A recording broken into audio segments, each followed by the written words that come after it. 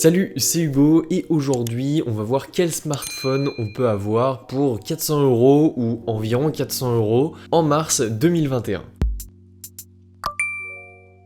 Bon, je vais procéder de la manière suivante pour réaliser cette vidéo. Premièrement, je vais prendre à peu près les marques que tout le monde connaît. Si j'en ai oublié, merci de me le dire dans les commentaires, ça peut arriver. Et surtout, si vous avez un téléphone différent de ce que je vais citer dans cette vidéo, n'hésitez pas aussi à le mettre dans les commentaires avec vos arguments pourquoi c'est un bon smartphone. Surtout qu'avec ce commentaire, vous pouvez aider d'autres gens. Ensuite, je vais vous évoquer les 3 arguments principaux qui font le charme ou tout simplement que ce smartphone est un bon smartphone. Donc pourquoi ce smartphone et pas un autre, ainsi que le prix du smartphone. Rappelez-vous que pour choisir votre smartphone, il suffit pas de mettre un prix et ensuite vous avez un smartphone, il s'agit d'identifier vos besoins. Donc si vous ne faites pas du tout de photos, ne mettez pas des sous dans un smartphone qui a des arguments uniquement en photo. C'est complètement débile.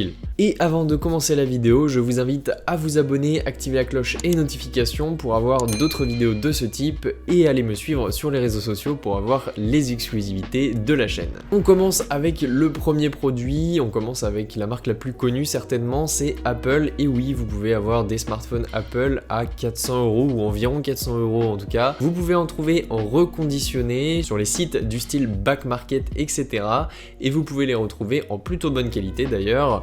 Et principalement, vous pouvez retrouver des iPhone 10 ou des iPhone 10R, c'est pas des iPhones qui sont trop anciens et vous avez encore du temps avant que cet iPhone ne soit plus mis à jour. Les 3 arguments, ce sont tout simplement des smartphones pour les gens qui veulent entrer dans l'écosystème iOS et globalement, les autres raisons, vous les connaissez, c'est des smartphones qui sont très polyvalents, qui ont iOS, qui n'ont pas besoin de beaucoup de caractéristiques pour faire fonctionner iOS. Et étant donné que ce sont des smartphones en reconditionnement, vous participez à un acte écologique. La deuxième marque la plus connue, c'est tout simplement Samsung. Si vous voulez passer du côté Android de la force, vous avez le Samsung A51 que vous pouvez avoir neuf, le A51 5G, mais vous avez pour quelques euros de plus le A71 et c'est possible de le trouver en faisant une bonne affaire aux alentours de 400 €. Neuf, le A51 coûte 399 €, donc 400 tout pile, et le A71 neuf, il coûte 479, mais encore une fois, avec une bonne affaire, vous pouvez le trouver à environ 400 €. Les arguments des deux smartphones, c'est tout simplement que vous avez une fiabilité donc de Samsung, donc tout le monde connaît Samsung et tout le monde connaît comment il fonctionne. Et pour le A51, celui qui se rapproche le plus du budget, vous avez un grand smartphone, donc avec un écran 6,7 pouces,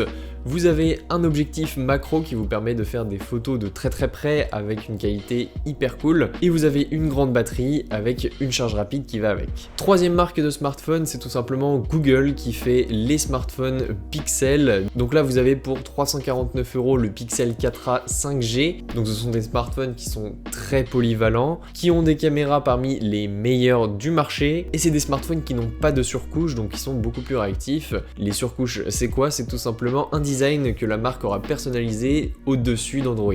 Donc pour les amateurs d'Android stock, c'est super cool. On va passer sur une marque chinoise qui est arrivée depuis peu en France et qui est très agressive sur le marché français, puisqu'il s'agit de Xiaomi, et on peut retrouver vers 269 € le Mi 10T Lite 5G, le nom est long, ou alors sur une bonne occasion, vous pourrez avoir le Mi 9T Pro qui se trouve neuf à environ 430 €. Les arguments du Mi 10T Lite 5G, c'est tout simplement que vous avez un écran 120 Hz, que vous avez un smartphone compatible avec la 5G, donc vous pourrez le garder assez longtemps, et que vous avez un quadruple capteur photo qui se débrouille plutôt pas mal. Pour le Mi 9T Pro, vous avez un processeur qui est plutôt récent, vous avez la fameuse caméra selfie pop-up, et du coup le grand écran qui prend toute la surface du téléphone, et vous avez un capteur d'empreinte digitale sous l'écran. On va passer maintenant à une autre marque qui s'appelle OnePlus, qui est celle que j'avais juste avant de passer chez Apple, et OnePlus s'est diversifié, a baissé ses prix, et nous a sorti le OnePlus Nord qui est disponible à 349 € neuf, mais en ce moment il est en promo, donc allez vérifier ça. Les arguments, c'est tout simplement que son écran est AMOLED et un taux de rafraîchissement de 90 Hz, donc comme les iPad Pro en ce moment. Vous avez une charge rapide et vous avez un téléphone qui se débrouille très bien niveau photo et qui est capable de faire de la vidéo en 4K 60 fps. On passe maintenant à un autre constructeur qui s'appelle Honor, Honor qui est réputé pour faire des budget phones assez sévères.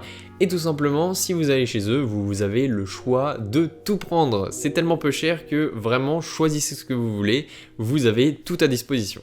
On passe maintenant chez Huawei qui est le haut de gamme de chez Honor. Du coup, on a le P40 Lite ou le P40 Lite 5G, donc qui sont au même prix, donc 399, mais en ce moment il y a des promotions, donc allez checker ça. Ou tout simplement vous pouvez avoir le P30 qui est à 379 €. Pour le P40 Lite et le P40 Lite 5G, les arguments c'est que vous n'avez pas de Google Play Store, mais par contre vous avez la nouvelle fonctionnalité App Gallery. Vous savez, avec tout le scandale qui s'est passé avec les États-Unis, Google n'a plus le droit de travailler avec Huawei, et du coup Huawei a créé son propre App Store ou Google Play Store qui s'appelle App Gallery. Vous avez un processeur plutôt récent et vous avez un quadruple capteur photo qui se débrouille vraiment pas mal. Et en plus vous avez une fonctionnalité slow motion de 960 fps pour ralentir vos vidéos sans perdre autant en qualité que certains autres smartphones. On va maintenant passer chez Vivo qui vient d'arriver en Europe et qui nous sort un Y70 qui est à 350 €, mais il y a des promotions, donc allez checker tout ça encore une fois. C'est le milieu de gamme de chez Vivo. Vous avez une grosse batterie, vous avez des bons capteurs photo et vous avez une bonne prise en main. Globalement, c'est un téléphone qui est milieu de gamme et qui n'a pas beaucoup d'arguments, mais il est là et vous pouvez checker les tests sur internet pour voir un petit peu comment il se débrouille. Maintenant, on va dans un public un peu plus niche, étant donné qu'on va chez Poco, donc Pocophone, et vous pouvez avoir les 3 smartphones de chez Poco, à part pour le F2 Pro où il faudra verser 50 € de plus, donc 450 € pour le smartphone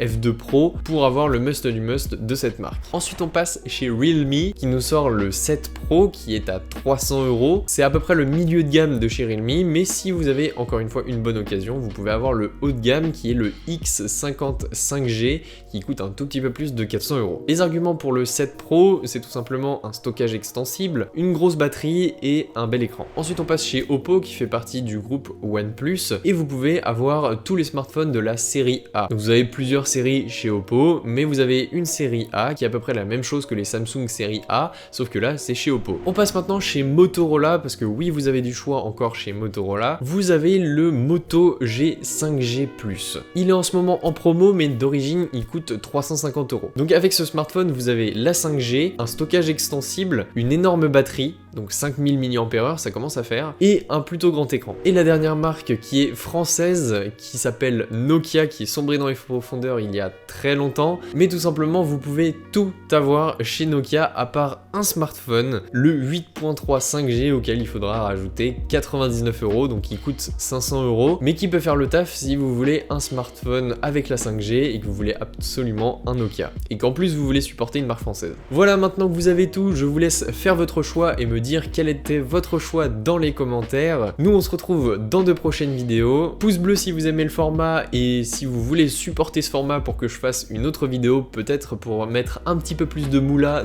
dans votre smartphone. N'hésitez pas encore à me rejoindre sur les réseaux sociaux, activez la cloche en vous abonnant et activez toutes les notifications. Nous on se retrouve pour de prochaines vidéos. Salut tout le monde!